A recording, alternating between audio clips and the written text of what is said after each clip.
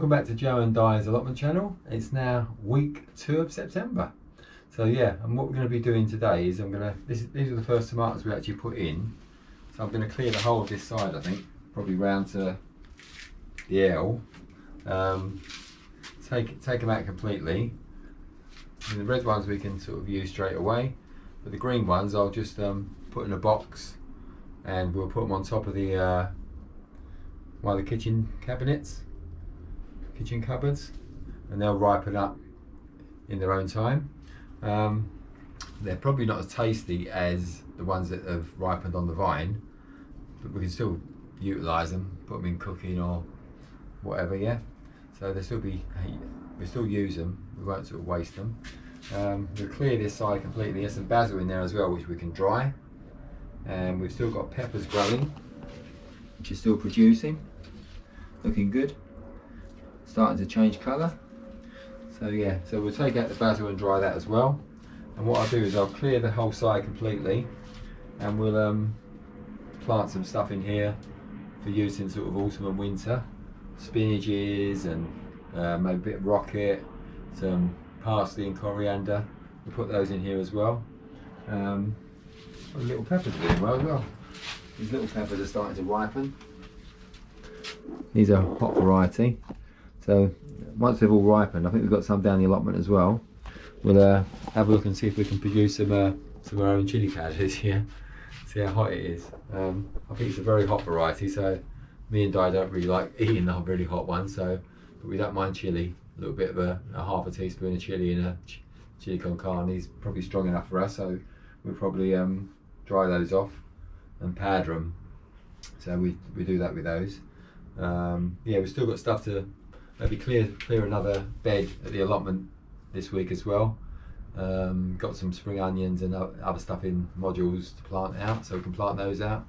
And we've still got a lot of harvesting to do. Still got lots of tomatoes turning red down the allotment in the greenhouse and outside, so we can start harvesting those as well this week. Yeah, I mean, we dried quite a lot last week. I think we've got 3 jarfuls of sliced dried tomatoes, but we want to make some more powder as well in the next week or so. But we've got lots of apples as well. We need to start drying those off. I think we'll start that tomorrow, start some apples, and then do some tomatoes as well this week. We'll probably have to dehydrate it going constantly, I think, for the next week. I think, especially with the fuel costs going up, I think we're going to try and get as much as we can dried by the end of September, before the prices go up again. Yeah, so the first thing I'm going to do is start clearing this. So we've cleared one side. Surprisingly, not that many tomatoes in there actually. All that growth, all that tomato plant growth, which can go in the compost bin now. But yeah, we've got half a punnet of sort of red ones. Need to sort them out a bit more actually, because they're mixed up now. I think I started off trying to keep one lot green and one lot red, and they've sort of somehow got mixed up really. So what I'll do is I'll sort them out. But I think I've got about half a punnet of red and probably a punnet of green, which can go on top of one of the kitchen cupboards, I said, and ripen off gradually. So what I'll do is I'll pull out the basil completely, and we'll I think we've got two varieties there. We've got normal basil, and we've got a cinnamon basil here as well. But we'll dry them together. I'll sort of take them out completely, wash the roots I think, and hang them up to dry in the kitchen, sort of air dry them, and then I'll crumble them up when they're fully dry. So we've still got the peppers producing. I might actually try this year and put some into pots and see if I can sort of, because they are a perpetual plant, a bit like tomatoes really, they're a perpetual plant as well. In tropical areas they just keep growing, but we just use them as an annual in the UK. But I might try and pot some up into pots and see if I can sort of keep them going through the winter this year, especially sort of like this one here. It's got lots of new flowers coming through, so there's potential to produce some more peppers yet. So I think I'll try and pot those up and maybe keep them in here till the temperatures drop a bit, and then take them into the conservatory, then maybe sort of indoors later if it gets really, really cold. But I looked at the 10-day forecast today, and it's still not dropping below sort of 12 at night for the next at least 10 days.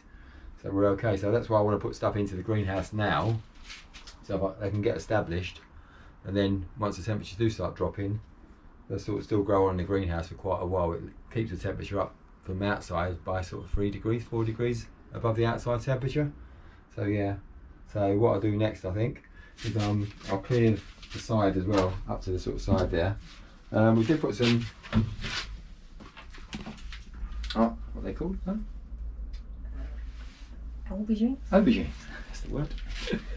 Did put some aubergines in here, but we've not actually got any. So again, I've not sort of successfully grown any aubergines this year, but I think I'll try again next year actually. But I think I'll have a word with some of the guys down the allotment, because they seem to be able to grow aubergines outside on their plots, and they get a really good crop every year. So I'm going to sort of find out what their secrets are, and maybe try again next year with the aubergines. Yeah, so next job is to dump all this into the compost and pull up the basil, and then clear that last bit at the back as well. So we've taken out the whole back ones as well now, and stripped as much of the leaves off as we can of these ones to expose them to the light a bit more as much as possible. I think we need to give it a good watering as well, but I'll say another week on this side, we'll clear this side as well, because there's not that many and they are starting to ripen. So we'll probably take out those as well next week. So yeah, it's just a matter of taking out the basil now.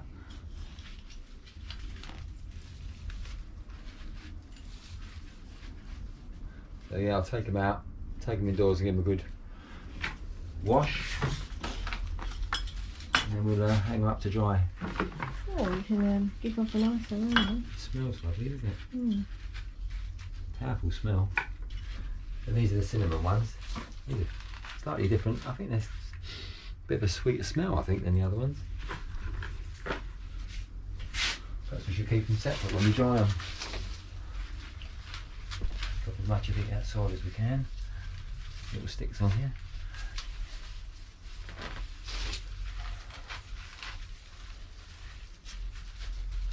There's quite a bit of basil here. Quite surprising. I think there's one on this side as well. Take that one out as well.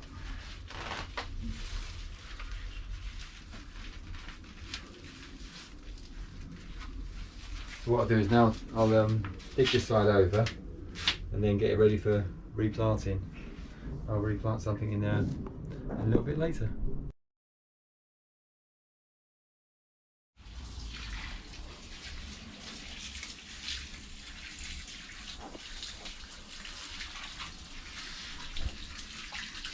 We've cleared this section of the cold greenhouse, and I've pre-watered it to give it a bit of a soak in. And I've got some parsley, 2 types of parsley, curly and flat leaf, some coriander. We've got chard and perpetual spinach, and 2 types of spinach, real spinach. We've got a matador and a winter giant. So what I'll do is I'll fill this space around this area here, and hopefully they'll grow on and provide us with sort of baby leaves and green stuff all the way through the autumn and winter. Good root system on them. So they just come out like a sort of plug plant really. I just put them into the soil, make sure they're firmly placed in, and they should grow away quite well now really. So yeah, makes it easy. And I'll give these a good watering as well once I've got them all in.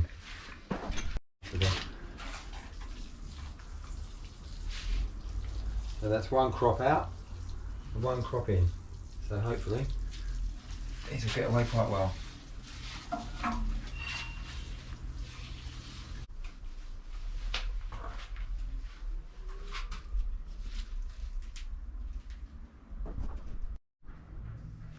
What I'm going to do is I'm going to sow some potatoes, so we can have some new potatoes on Christmas Day. So these are Nicola salads we've already dug up. So what I'll do is these are quick maturity varieties, so they only take sort of 13 to 15 weeks to mature. So we're in the week 2 of September, so that should be spot on really for sort of Christmas. Dig them up on Christmas Eve hopefully and see what we got. But yeah, so put them into pots. Still planting about sort of 4 inches deep. And I'll earth them up as we sort of go.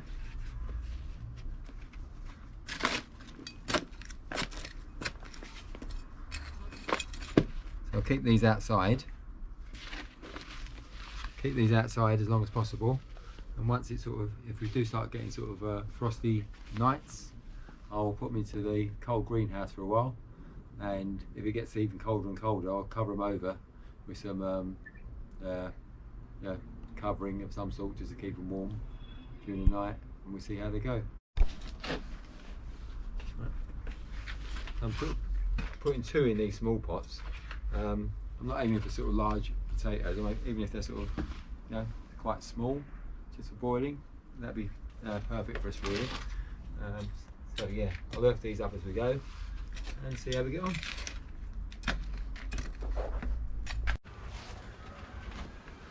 So just harvesting some tomatoes out of the greenhouse. Got some nice, beautiful tomatoes. We've got a few peppers as well. So yeah, tomatoes have done really, really well this year. I'm just talking to one of the allotment neighbours, and they've picked 118 pounds of tomatoes this year. Remarkable. So it's been a good year for tomatoes this year.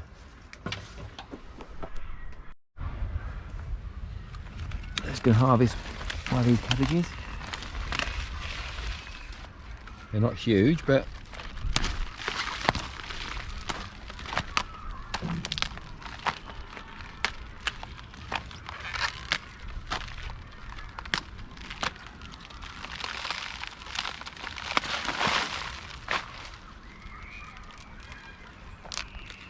not huge, but big enough.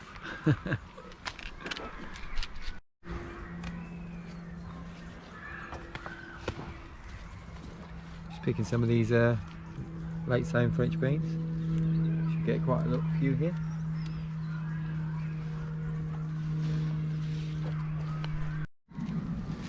They're just harvesting the pears. So we planted this tree just 18 months ago, 2 years ago. So this is the first harvest we've had of it. So we'll take these home and they'll ripen at home. They're still quite firm at the moment. If I leave them much longer, I think the parakeets, they soften up, the parakeets will help themselves. So I'd rather take them home and get something out of it before the parakeets do.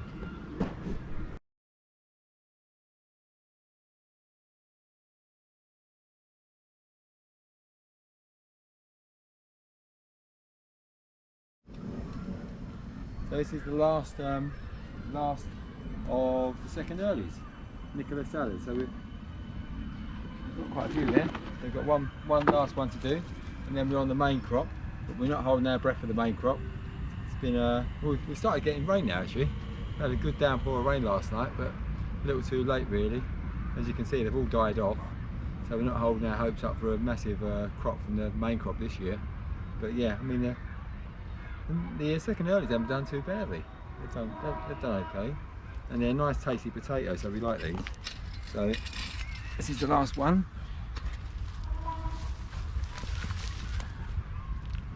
A few there.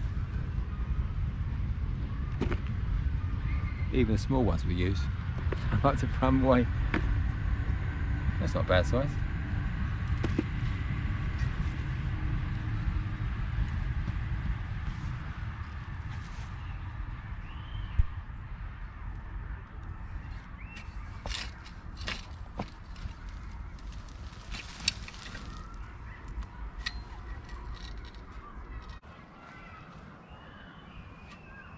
That's the main crops, but as you can see they've died off.